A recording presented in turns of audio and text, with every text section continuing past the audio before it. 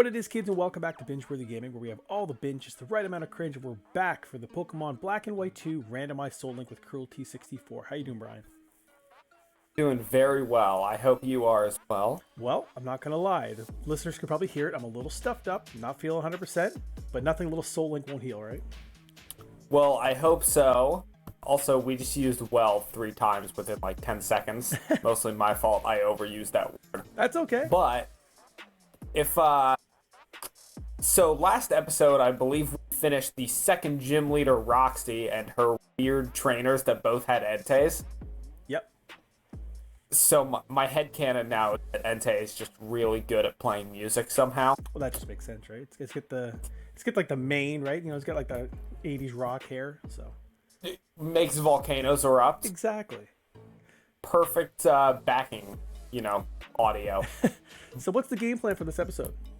So this episode, I just walked off the stage and just got talked to by a guy from Pokestar Studios who wants us to there and check it out. We are going to become a hot movie star for possibly one film and then just leave. Oh, one and done. I like it. Yeah, we are the one-hit wonder of the film world. Oh, also we can grab another great ball because it has been another day. Where do you grab another great ball? So you remember the guy who, if you go to Vermin Complex, but instead of go down towards the water. Yep. And there's a roughneck. Gotcha. Okay. You can do that Pokeball exchange once a day, which is useful until you start being able to buy better Pokeballs. Yeah, absolutely. I gotta say, one of the things I've always been like that makes me lean towards playing more modern Pokemon games than like Gen 3, which is actually my favorite gen, is in Gen 3, pretty much the only good Pokeball you have is the Ultra Ball, and even then it's not amazing. But once you get to like Gen 4, Gen 5, Gen 6, you've got like Quick Balls and Timer Balls are better, and Dusk Balls and stuff like that. Yep. I will say the exception, if you're trying to catch a Water-type Legendary in Gen 3, it's not as bad. I believe for a lot of people I know, they'll say like, Kyogre was the first Legendary I didn't catch in a Master Ball or an Ultra Ball. And I'm like, yeah, you got Net Balls. Touche. So I just entered Pokestar Studios. Are you there as well? I don't even know where it's at. So go to the Pokemon Center in Burbank City. Okay. And then from there, head like right and up. There's an upward exit. And that heads into the studios. Gotcha. Let's go this way. Let's see if I picked the right spot. I did get that great ball from that guy, though. Yeah, this looks like a studio-like place. Yep. Also, the name of the guy who runs this place is about the dummiest. Yeah. The dummiest? No, it's just straight up the dumbest thing ever. The person who runs Pokestar Studios, his name is Stu D.O. That's still better than N. You know what? Fair. His parents put more effort into his name than Getsus did. Someone sitting around a conference table at least thought this was a good pun. And then named their child it. Yeah, which just... Exactly. Studio.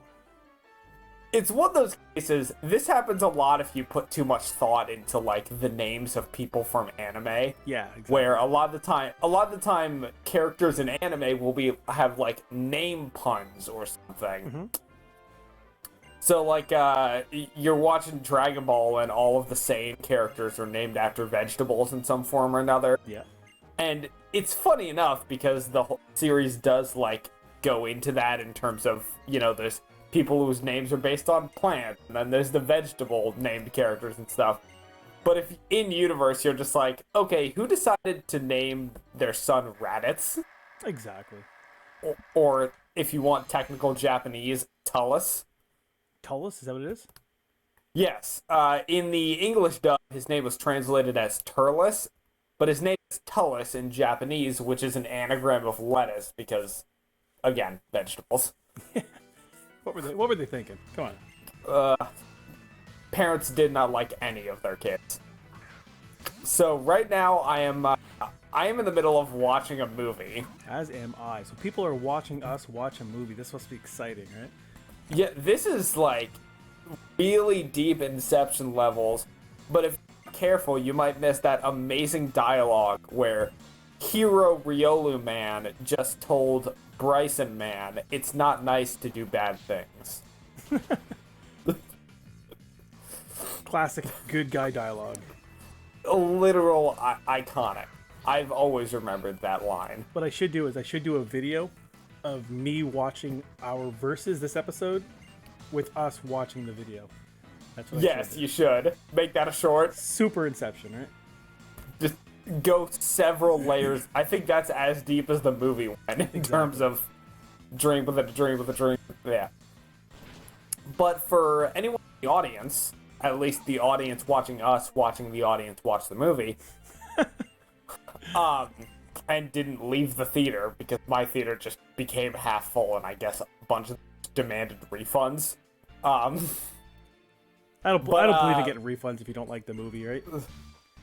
I mean, probably not. But there are, in my experience, there are exceptions where it's like, okay, if you're watching a, I don't know, like 4D movie and you start feeling sick, then you can, a lot of the time, if you go up to the people there, they will give you a refund. Gotcha. Yeah, the only time I was actually given a free movie was because, stupidly, I left my bank card at the ATM, and 2 kids came up and took it and started buying movie tickets and popcorn at the concession stand. So once I found out, they reimbursed me. They said, "Oh, you can have this movie for free." You know, that's literally the only time, right? Because they kind of felt bad, but yeah, it wasn't even their fault. It wasn't. No, but it was nice of them at least. Absolutely. So just finished that movie where the audience just left in complete confusion. Yeah, you say that movie as if there's another one coming, is there? Yes. Damn. Because the next movie that's coming is one that we're making, and it's pretty much the same script, except we're gonna maybe do it better. Okay. Maybe. Maybe. Depending on how you want to go about things. This isn't exactly Obsidian level dialogue choices we're gonna get into, right. But there is some element of choice here. Is there any cool items you get for like doing it properly? There are items you can get. I don't remember if any of them are like super unique, but if you go deeper and deeper into Pokestar Studios, you can get like healing items from your fans and stuff, and I don't know further like what you actually get out of it beyond that. All right. I mean, I know if it's not gonna be like a groundbreaking groundbreaking like item or something like that, then I'm not gonna put too much effort into it. I'm gonna be honest. I'm just gonna do the first film because that's the one you need to do. Gotcha. But I do know it's entertaining, but I don't think you get anything really like important out of it. The most I can remember is there's a fan of yours who, like, anytime you make a movie, he'll give you a lemonade. Which, to be fair, solid healing item for early game, but at a certain point, you move beyond the need for lemonade. Which I think is the most powerful, I think lemonade actually is, like, the most powerful, like, drink healing item. Lemonade? Yeah, probably right.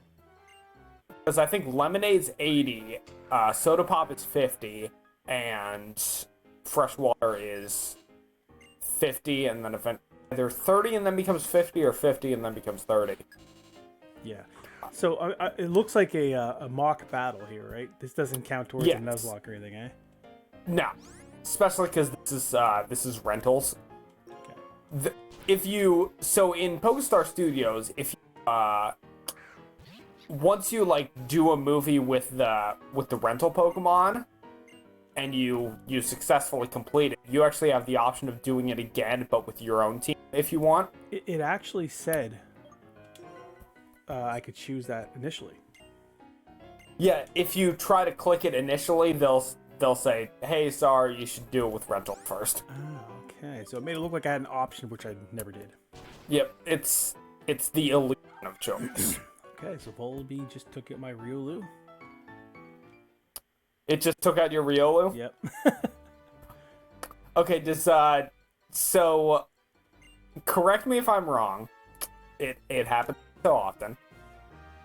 When Bryson Man talked to you, like had that dialogue choice, did you say I'm scared? I think so, yeah. Yeah, so what you say in that dialogue changes what attack he uses. Gotcha. So if you're like confident, the audience will see while watching the audience watch us again. But I'm a humble guy, right? You're being very honest and straightforward. Yeah. And if I was just But if talking, you, I really wouldn't be acting now, would I? But so they'll see. I said bring it on, and then Bryson Man decided the smartest move to use against the fighting type, despite flying type, was feint attack. Ah, nice. So I got that video. I don't actually know if we need to watch the movie after we make it. I'm going to, just because, hey. Yeah. Where do you go to watch it? Same place? You go back to the theater, and you talk to the receptionist. This is too much work. It's a lot of effort. At the very least, the movie's free. Probably because I'm the actor in it. Yeah, it makes sense. Actually, I don't know if that's how movies work. I mean, it should be. No, I think there's preview screenings for for actors in the movie. They see like the final cut. Yeah. I could be wrong, but I think that's the case. Well, I'm gonna watch the movie. Yes, I'm going to watch my movie as well. Theater's only half full. I'd like to say that's because of COVID, but I'm guessing it's actually because I'm a no-name the C word. actor. That's a no-no. Gotta be more careful. But one, they're not even social distancing, and two, I'm a no-name actor doing a remake of a movie that came out like 5 days ago. Touche. Weird thing is, last time I went to the movies, I was supposed to go with my brother and his girlfriend. So we needed 3 seats, and at the time, we could only get 2 seats together, right? Because they had to have 2 together, and then 4 gap, and then 2 together. They wouldn't let all 3 of us sit together. However, they said I was allowed to just sit with a random person. I was like, that makes no sense. Yeah, that feels weird. Yeah, so I was just like yeah. Wouldn't you be in less danger by having people in my bubble? Yeah. Yeah. But what do I know, right? All the tension in my movie just got inflated like a lead balloon when the audience saw, hey, wait. Everybody in my audience Pokemon is asleep battles right were. now.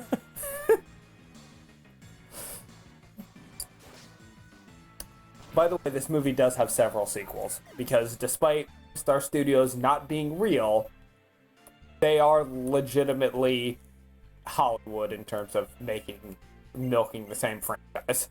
Yeah. I mean, if it works, right? Yeah, if it ain't broke, don't fix it. Exactly. It's kind of like the Pokemon games, right? Yeah. You know what? Excellent. Let me see my box office returns on that one. I just grossed $28 billion, which I get none of. To be fair, it's Poke Dollars, so it's like, I don't know what the conversion is. Yeah, you know what? I mean, yes, Poke Dollars are way easier to get than real money, but simultaneously, you remember how much the original bicycle costed in Gen 1? I believe it was exactly $1 billion, because you could only get 999 million. Yeah. I could be wrong, but I think I'm right. I'm not sure if I'm reading this correctly, but it looks like my record box office gross is negative 48 billion. Is that possible? Maybe? It looks like a negative 48 billion. I haven't done like more complex Pokestar Studio stuff in a long time, like since one of my earliest playthroughs in like 8th grade. Gotcha. Usually I just do exactly what I just did, where do one movie, pick the script option that will get your movie to make more money, and then go. So I haven't seen if you get like negative box office if your movie ends up being a flop. Yeah, but negative 48 billion, like. Yeah, I'm not sure how that works. What's the marketing cost on this film? Come on now. They, considering it's a remake of a movie that was also just a failure, they decided to spend double because that's totally how business works. This is essentially the live action Lion King, right? So. Yep. So, okay, from there, where do we go? So from there, we are going down to the harbor because when we watched the movie the first time, the person that was with us was Roxy's dad, who wanted to be a movie star, and he acted in that movie and then realized, hey, wait, I'm not very good at this. I should, put more focus into being a ship captain. For sure. So we go back to the harbor because from there, we can theoretically get a boat to Castelia City and get further in the game. You say that, and I just went down towards the harbor, and it looked like I seen my rival with a bunch of dudes.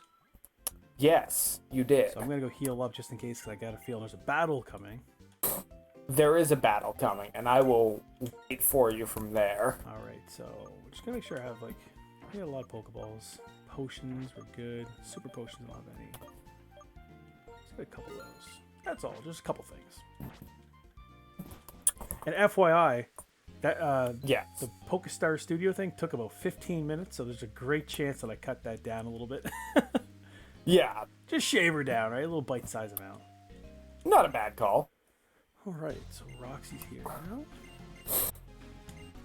So just let me know when you're ready for the epic clash we're about to have. Oh, I'm chatting with him right now. All right. Diving right in. Let's do it.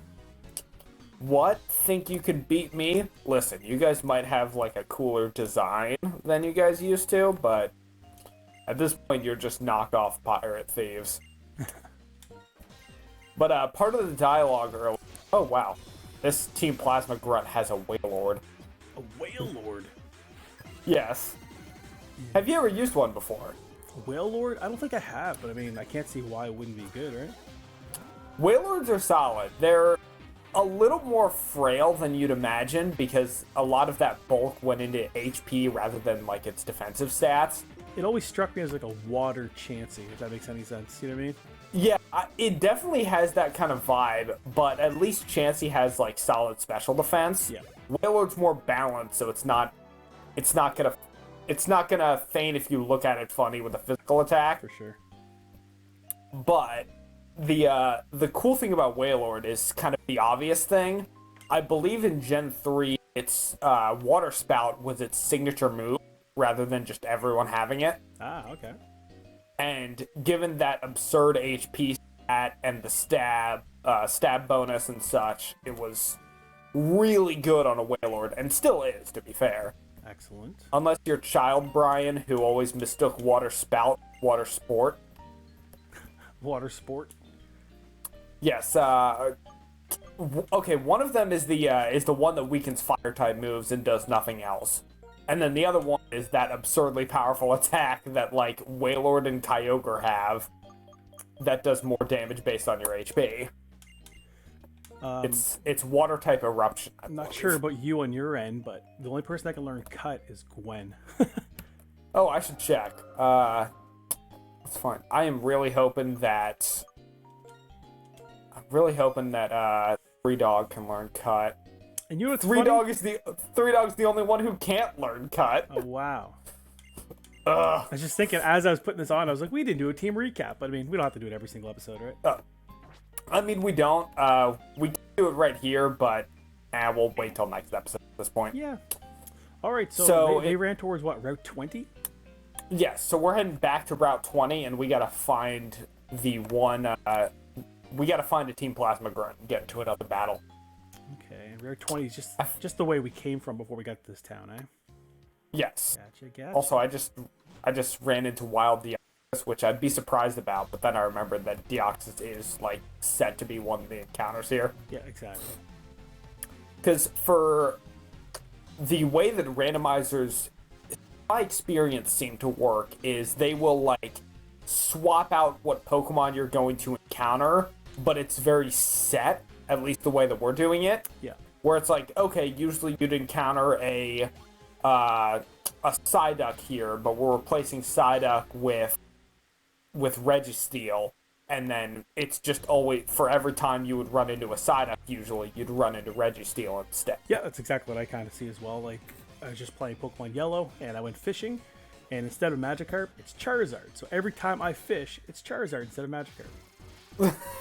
And you're right, it's level 5. Wow, that's going to be a real bummer until you get a Super Rod. Yeah, but I mean, if you watch, I actually just posted the episode, so if you watch it, it's actually very fortunate.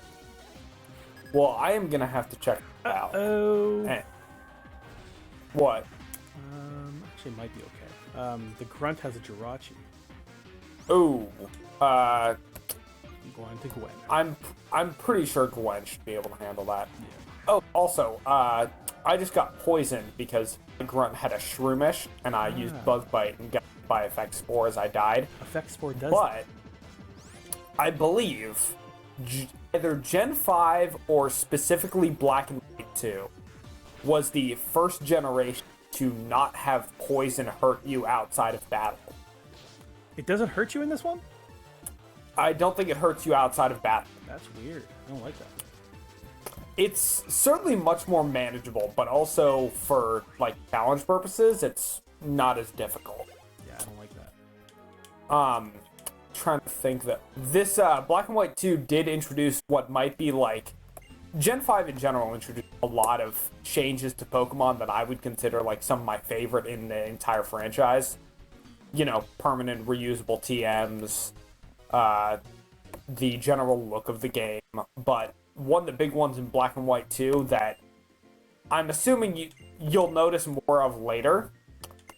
The feature to when your Repel wears off and the game says Repel wore off, would you like to use another? Yep. Was introduced here. Ah, okay. So there's little, minute differences that I do appreciate like that. In general, like the art style and stuff, I'm not as big a fan. Of Gen 5s? Yeah, I'm not sure what it is. It's like, especially like if you look at like the back sprite when you're in a battle, it's like, it feels like it's like a little extra grainy. I can kind of see that. I guess it's to each their own. I really just like the visual design of a lot of different locations. Yeah, I can see but that. Also, every Pokemon game in general past, well, I guess even in Gen 1 as well, but especially past Gen 1, you get some really unique locations to visit. I mean, much as I dislike exploring Sinnoh, I like looking at Sinnoh. That's fair. Like, some of the Pokemon people we were talking to on Facebook, I remember there was a question once about, like, what's your favorite snow location in a Pokemon game?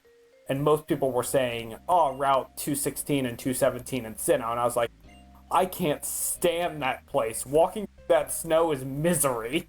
You take 2 steps and you're stuck? Yep. Yeah. You can't bike, you can't run. It's impossible to see any of the trainers. There's even in Platinum, I don't know if this is in Diamond and Pearl, I guess we'll find out soon. But in Platinum, there's like 1 or 2 ninja boys who are hiding in the snow, which makes them, like, usually the hidden boy trainers and such are pretty easy to find. Yep. But in that snow, for me, it is impossible. Yeah, absolutely. All right. So where are you right now? I'm inside the boathouse, I think, and we're looking to go to Castelia. Yes, we are. And I am on the boat right now. Oh, Jesus. Okay. So, pretty obvious for anyone who is, like, familiar enough with the USA, but Unova as a region is based on, I don't know if it's the United States in general, but at the very least it's based on, like, Castelia City is a pretty solid parallel to New York. I'll be the judge. So, have you ever been to New York? Yes. As have I. I've been to New York City a couple times. My dad was born and raised in there, in the Bronx, and he took us there a couple times. I do wish his accent was a little more pronounced, but he can pull one off when he wants to. Oh, for sure. So I just arrived in the city. Let me know when you do as well. I have arrived. You've arrived? Yep. All right. So the first thing you'll probably notice is that weird sailing ship for some reason. You'd think so, but I'm actually talking to like a clown. That's the first thing I'm noticing. Oh, shit, I got the bicycle. Yep, I love getting the bicycle at this point. I don't know if this is the earliest you get the bicycle in a Pokemon game. I guess based on timing. Because I know in X and Y you get the bicycle at, you can get it in the second gym city. Yep. But also the second gym in Kalos is like the farthest away distance between gyms. In I think any Pokemon game, at the very least in Kalos. Gotcha. So I don't know where to go from here. Pokemon Center, I guess? Or... So you can go to the Pokemon Center. There's a lot to explore in Castelia City. There's a lot of stuff we can do, which is why I'm pretty certain that we're not going to get to the gym in this episode. Okay. Well, I'm thinking like anything that's like not story driven, we can just do that kind of stuff offline, and then anything that progresses the story we'll do right on video here. All right. But well then, we got about 5 minutes left probably in this episode for me, and then we could do a lot of exploring on your end. All right. So if you want to know where to go in terms of plot progression, the place we're going to go is all the way left to the last street that you can go to, and then head up. Let's go this way. I am taking a quick detour to talk to all the clowns. Look at you. If you talk to all three of the other clowns and then return to one of them, you get a rare candy. But once you go on that street at the farthest end left and up, you can talk to Guide Clyde, and that will progress the story. Berg vanished again. Here's Iris. Yes, in the last game, he vanishes, but actually, like, before you enter Castelia City, I think? Yeah. Before you enter Castelia City in Black and White, he meets up with you after the second gym and helps you deal with Team Plasma. And then from there, you meet up with him in Castelia, deal with a little thing, and then fight him eventually. Yeah, to me, like, when they introduced, like, this big giant city, it was kind of cool looking initially. And I'm just like, it's just a lot of empty space, you know what I mean? Yeah, a lot of it's very cool to look at, but it's kind of hard to remember, like, okay, which building is where, especially if you're in a position where you're doing any kind of, like, exploration or hunting for stuff. Yep. So, if you just talk to Clyde, Iris should have shown up and chatted with you. And she's going to help you find Team Plasma, because that's the real reason you're here. Yeah, they told me to go to the Pokemon Center, but I think I'm at the wrong Pokemon Center. Oh, there she is. Never mind. You're all set. I'm all set. I just have to walk one more step. And I believe this is the last one. Yeah, I'm just following Iris right now. You probably know exactly what to do at this point. I definitely do. I just found my third clown. Excellent. You are my strategy guide, even though I have a strategy guide right over there. Well, at least I can talk back to you. Exactly. With sass. I'll keep a little sarcasm handy. But there are one of the cool things about Castelia City is if you do know where you're going. Like we said, it's a little tricky to figure out, especially if you haven't played through Gen 5 1,000 times. Yep. But especially in Black and White 2, there are gonna use a actual metric unit here. There is a metric boatload of locations to grind. Okay. So a lot of it we're probably gonna end up doing off stream, but there's trainers that you can fight once a day at Game Freak HQ, who get way stronger if you fight them in the post game. There's the Battle Company. There's some stuff you can do on Route 4, which includes a new encounter. I just got to Castelia Sewers. Yeah, there is going to be a new encounter here, but it's going to be a little tricky, so we're going to have to be careful. Yeah, I'm in a battle. It's a double battle, right? Yes, that's going to be the problem. That is the problem. I'll give you a hint what I'm looking at as a potential capture. It looks a lot like Milotic. Alright. Looks like Milotic. Probably means it's a snake Pokemon. Is it an Arbok? No. Much more elegant. Much more elegant. Am I on the right track when it comes to snakes, though? Not a snake per se. But it'll wrap you up just the same. Is it a Dragonair? It's a Dragonair, my guy. Nice. It's only nice if I can catch it, right? Yeah. So I'm almost tempted to knock out his Tangrowth. Go that route. You know, you could do that. I'd like to be in a position where I'm like, oh well, his Tangrowth isn't gonna knock out a Dragonair, but who knows? Yeah, and the other Pokemon is a Metapod, so I'm not too concerned about Metapod. Oh no. Oh crap. Okay. How should I approach this? How should you approach this? I can go for Twister. That's super effective, but I can go for Water Pulse. Go ahead. I should tell you what my encounters are. Yes, I just ran into a Lopunny and a Raichu. A Raichu. Okay. And I'm gonna try to catch that Raichu, but I'm having a little trouble.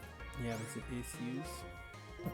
I got paralyzed on the first turn by a just straight Thundershock, and first of all, this. Oh wow. Okay. This Uproar that Hoot is doing way more damage than I expected. I might have give up and catch Lopunny instead. Whichever one you want to catch. I wanted Raichu, but he was hitting Raichu with a really powerful Uproar, and it just seemed like no. So here's the situation. It did hit me with Dragon Rage, which is fine. I'm still alive. But I'm down to 14. I definitely need to heal. But Tangrowth has this thing in bind, so next turn this thing's going down. So if you want to bail on the sewers encounter, I don't want to bail on it. I'm thinking like if I throw a Pokeball now, like it's literally as low health as it can get. So it's as good a chance as I can get. But if it instead pops out and Dragon Rages me again or hits me in any way again, I'm probably gonna lose my low tick.